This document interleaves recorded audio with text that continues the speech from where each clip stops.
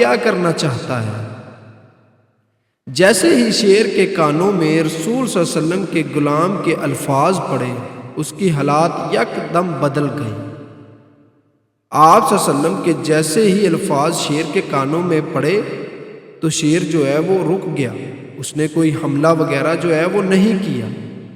جو شیر ایک سیکنڈ پہلے گور رہا تھا وہ اچانک خاموش ہو گیا۔ آپ صلی اللہ علیہ وسلم کے نام سن کر، الفاظ سن کر اس نے اپنا سر جھکا لیا، غصہ ختم ہو گیا اور وہ پالتو بلی کی طرح اپنی دم ہلانے لگا۔ شیر کا محافظ بننا اور الوداع کہنا۔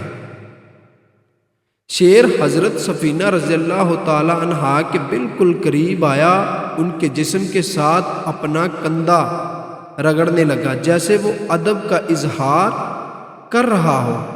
پھر شیر نے ایک طرف چلنا شروع کیا اور مڑ کر حضرت سفینہ رضی اللہ تعالی عنہا کو دیکھا، گویا وہ کہہ رہا ہو کہ میرے پیچھے آؤ۔ حضرت سفینہ رضی اللہ تعالی عنہا کے آگے آگے وہ چلنے لگا، شیر راستہ دکھانے لگا اور ان کی طرف حضرت رضی اللہ تعالی عنہا سفینہ کی طرف انہوں نے دیکھا کہ تم جو ہے وہ میرے پیچھے پیچھے آؤ، میں آپ کو راستہ دکھاتا ہوں۔ حضرت سفینہ رضی